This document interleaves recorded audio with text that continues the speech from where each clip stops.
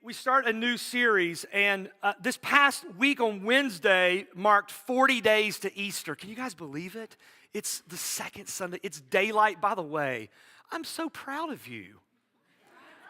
I'm so proud of you. I'm so proud of you. I have to admit that I kind of worked the system a little bit this morning.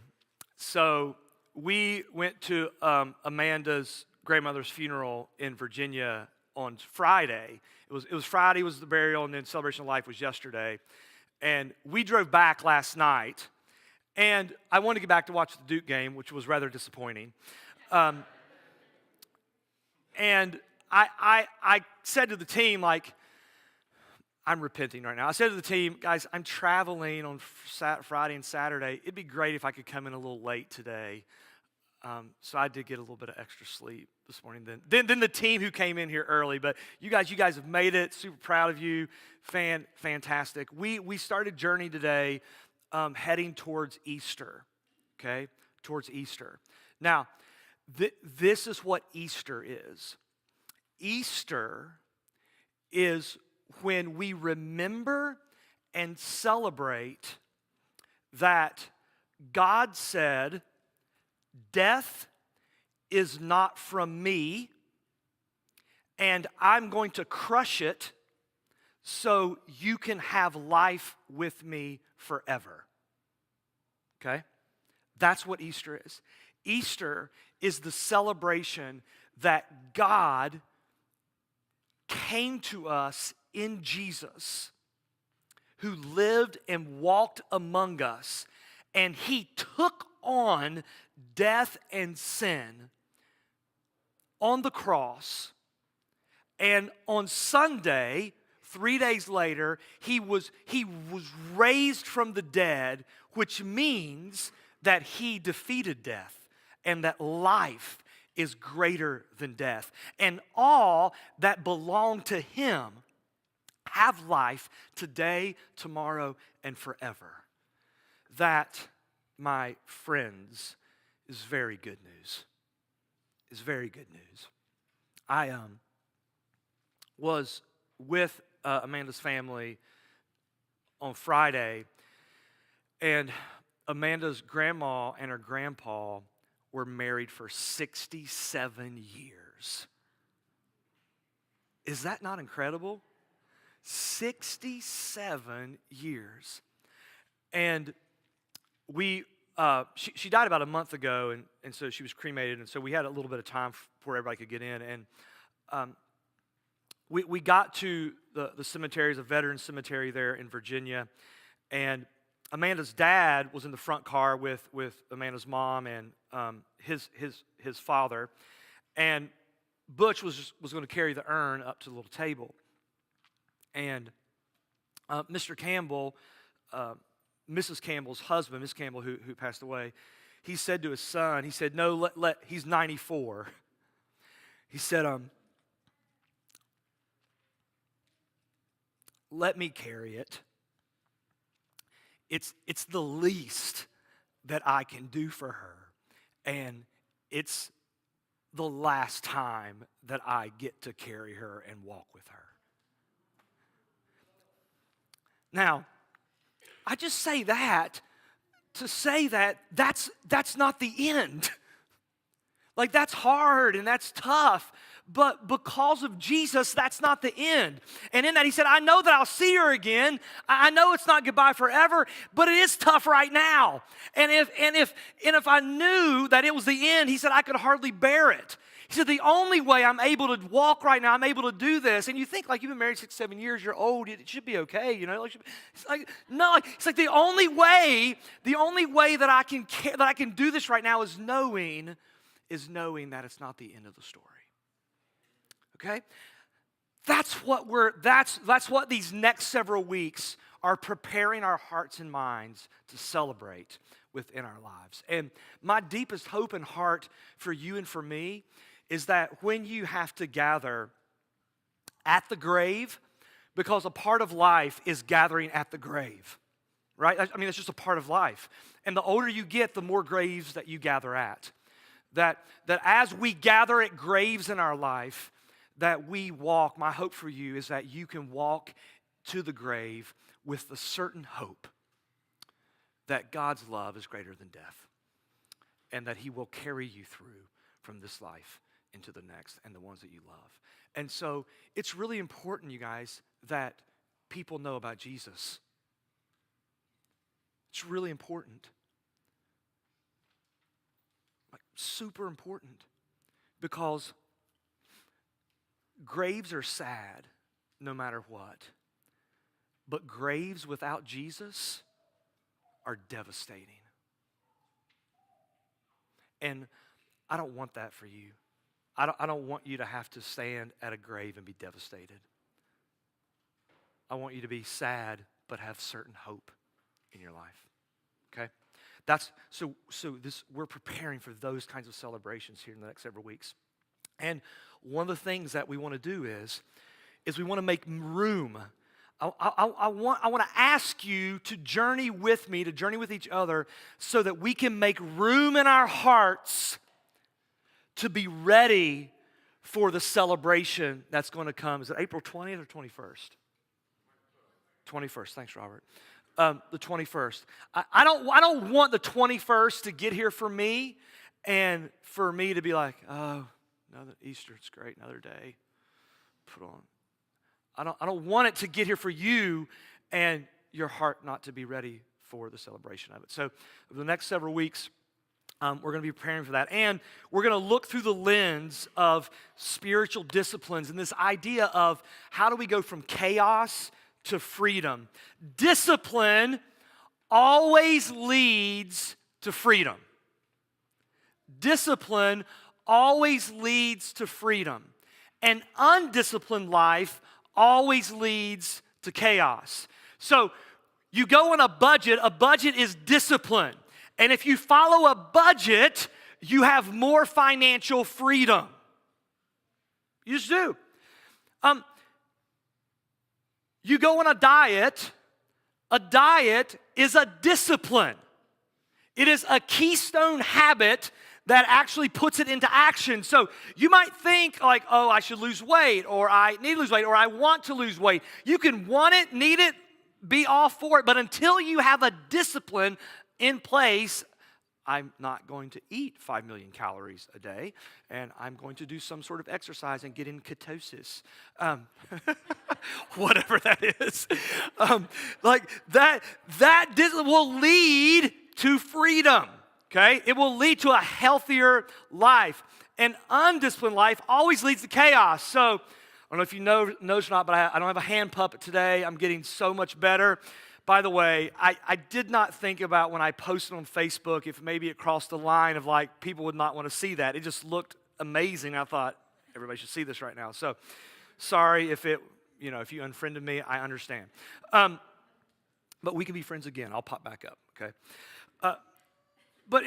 So I've had this little deal going on, and so I haven't been able to clean up my office. And all the mail at our house ends up in my office. And we still get a bunch of mail. I don't know if you guys do. Like, we still get bills. Like, they just keep coming. And I thought about taking a picture so you guys could see it today, then I was super embarrassed. My office is just chaos right now because I haven't been able to open up. I mean, it's just chaos. There are letters and receipts and trash. It's just everywhere. Every time I look at it, I'm like, I just want to burn it. I just want to burn it. It looks like a whole afternoon of nonsense. I haven't been able to be disciplined with opening my mail, and it leads to chaos, okay? It leads to chaos. Oftentimes, we think that if we just kind of go through life and we can live undisciplined, that somehow not having discipline actually gives us freedom. That's not true. That's a lie of our flesh. Living reactively doesn't help us. It's proactive living, a disciplined life that helps us to have freedom in our life. So a proactive life, a disciplined life, involves us having little habits. I would call them keystone habits that move from us agreeing with something to actually owning it. So I can agree about going on a diet, but actually having the habit of it in my life actually allows me to own that within my life. And so as we move towards Resurrection Sundays, we move toward life over the next several weeks, we just want to unpack for you some spiritual disciplines. These are keystone habits that will actually, on the front side, it might feel restrictive. Okay? So for example, some of you guys don't really know this, but you're not eating on Thursday for the next 6 weeks. That feels a little restrictive, doesn't it? Most of us could stand to miss a few meals anyways, so, that feels a little restrictive. I'm going to ask you to do some things that might feel a little restrictive, but I am telling you without a shadow of a doubt that these disciplines will not lead to chaos in your life. They'll actually lead to freedom. And it's what the Lord wants for you. It's what I want for you. He says, you're free. You are free indeed. And that's what we want in your life. But you got to be able to step into it. You got to be able to step into it. All right, Galatians chapter 5, verse 1. We just got one verse today that this is going to frame everything for us here this morning. Do you have it up? Do we have it up there, Jared, maybe? Yeah, there we go. Here we go. This is Paul writing to the Galatian church. And it's going to frame the next 5 weeks for us, okay? For freedom, Christ has set us free. Not for slavery. Like how often do you, in your mind or my mind, sometimes feel like if you're a Christian, somehow you have a less than life? Like being a follower of Jesus leads to restriction in my life. Paul says, heck no. For freedom, Christ has set you free. Stand firm, therefore, and do not submit again to the yoke of slavery. In other words, stand firm and do not submit to chaos, but instead, by the power of the Spirit, have some discipline in your life that you can live into the freedom that Christ has given you. In my flesh, sometimes I think freedom is a lack of discipline or that rules and disciplines are restrictive. But Paul is helping us say, just to turn us right side up and just say that's not the case. All right, that's not the case. So for the next 5 weeks, we're going to prepare for this reality, the celebration of resurrection within our lives. I was telling you, I was at Miss Jones' funeral celebration of life yesterday. And there's a talk that Francis Chan has done a couple of times, and it's so powerful. But if you can just imagine like a little rope that's just a couple inches long. And then imagine like a rope that goes from the end of it all the way out to the parking lot. Okay? And this little teeny piece of rope, right? Like less than this, That's our life here. That's our life here. This is the short game, okay? This is not the long game. This is the short game. The long game is what comes after this life. Where yesterday we just were reminded, Miss Joan was in a bed the whole last year.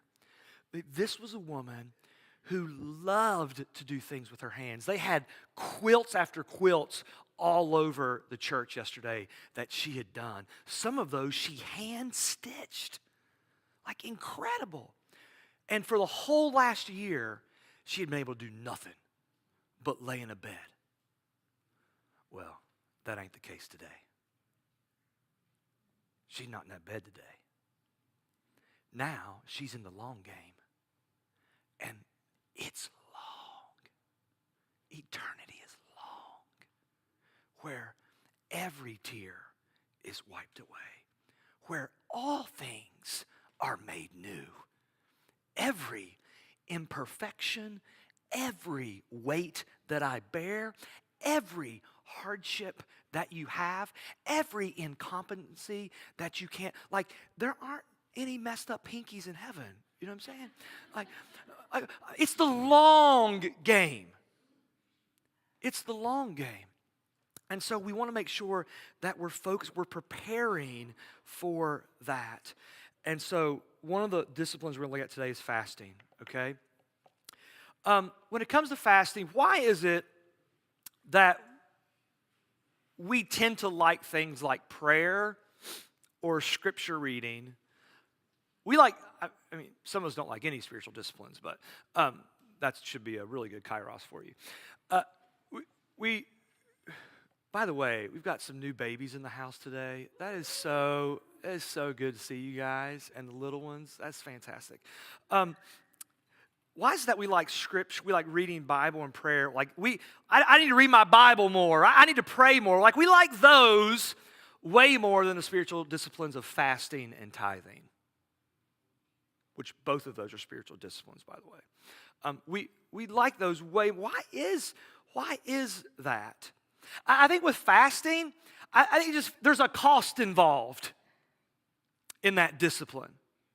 There's a cost involved, meaning that you feel hungry. You feel hungry. There's a little bit of a cost involved with that, and our flesh doesn't like it. And here's why we don't like it. I think we're actually addicted to the short game. Let me not project onto you. I'm addicted to the short game. So often in my life, I act like this life is the long one. Isn't that that's so, you should be like, bad, Pastor Chad. You should not do that. Like, it's so easy for me to think that way. And so I think like, I mean, come on. If I miss a couple meals, what's the big deal? How's that going to help me? And at the end of the day, that's just is it called a facade? Is that the right word? Like, that's just a thing that I'm imagining because my flesh wants short game satisfaction in my life. Like, how often in my life, in your life, are we addicted to short-term satisfaction? You've been at the car lot. Doesn't smell that good forever, does it? But doggone, that payment just keeps on coming around that you got to pay for. I think we're at times in our flesh we're addicted to the short game, and food next to money is probably one of the most enslaving issues that a wealthy culture like ours, like you realize we live in a wealthy culture. Okay, I'm so sinful. There are moments where I'm like, gosh, I want a different house, God. And Lord's like, bro, compared to the rest of the world, like your 2,000 square feet is like a castle. What more do you want from me? You arrogant little boy. Like, why don't you get yourself in check if you belong to me? Because I just enslaved to that. And I think other than money, that food's one of those things within our culture that can enslave us. Now, the good news is our Savior, Sophie's King, wasn't that great this morning? Oh, so good. So good. By the way, if you haven't been baptized, what are you waiting for? Come on. But Jesus, our King, our Lord, like our Savior, his eye was always on the long game. Isn't that good news? Because when I am weak, what's he? He's strong. Because he's always had his eye on the long game. So good.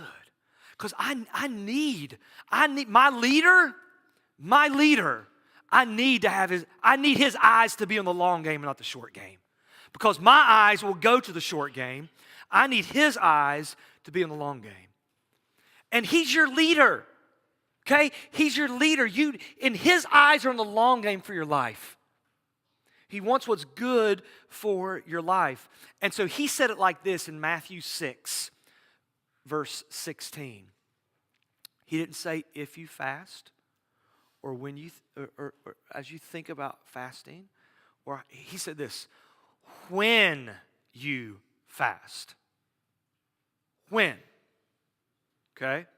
So when I say to one of my children, when I say, when you go upstairs to clean your room, I'm not asking them if it's optional. Right? When Amanda says to me, when you take your clothes upstairs, I try to pretend like it's optional until she takes them and then, punishes me. And guys, I hope you feel me. Like when your wife puts you in timeout, it's not good. That timeout ain't good, okay? Jesus, when you fast. So, here's what fasting does. We're going to do this on Thursday. Okay, you're going to eat Wednesday night. Okay, Wednesday night. We're going to go sundown to sundown. You're going to eat Wednesday night and then not going to eat until Thursday evening. Okay, not going to eat till Thursday evening. We'll do 3 here. Fasting, it makes room. It makes room.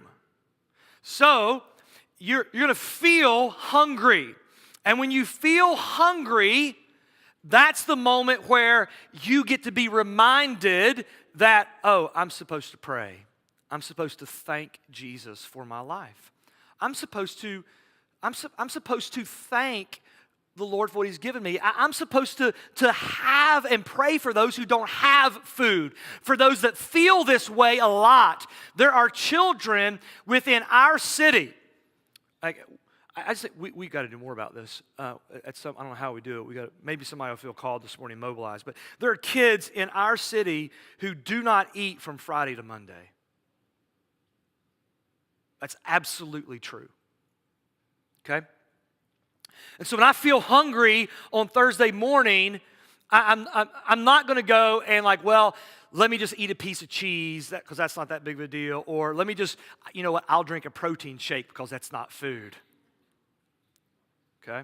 When I feel hungry, I'm reminded, gosh, people, this is a real deal. So it makes room for me to have some things in my life. So the second thing it does is it reminds me and you of our mortality. Because sometimes we live like this life is the long game. Sometimes I live like this is going to keep going and going and going. And I'm reminded when I fast, when I'm hungry, that if I don't eat, what will happen? I will die eventually.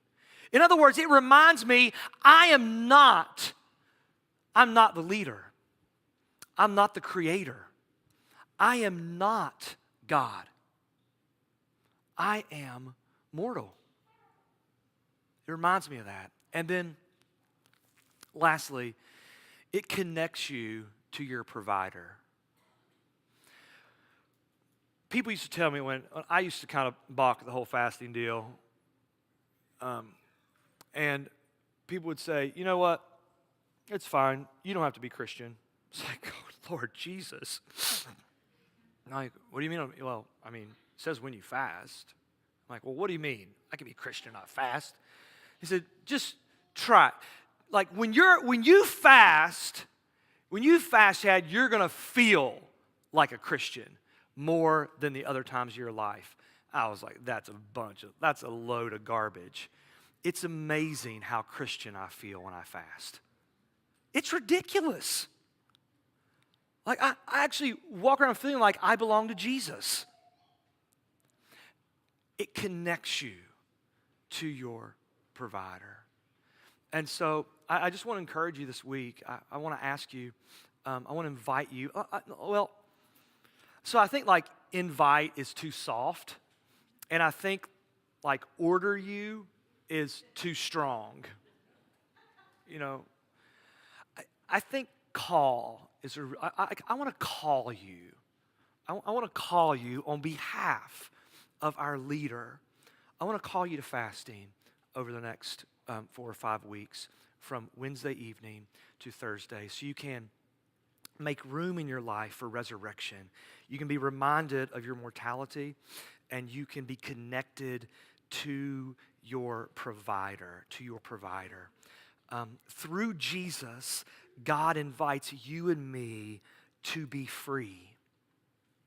To be free. At the same time, God is incredibly patient. And so, if you or I want to live an undisciplined life and have chaos, like if you and I choose for our lives to look like my office, God will let you. He will let you.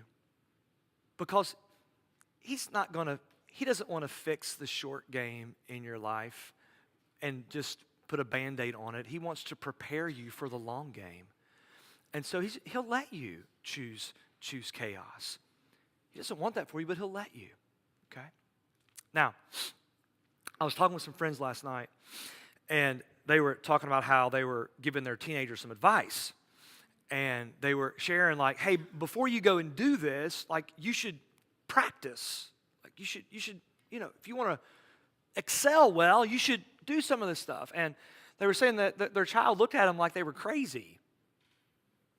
Like they were just crazy. And they didn't practice, and they got outperformed. And we were talking, like, it's so funny because my kids do the same thing. Like, they actually think sometimes that what I'm asking them to do, I'm saying it to them to make their life worse. Like, oh, by the way, I'd like to make your life worse today, so go do this.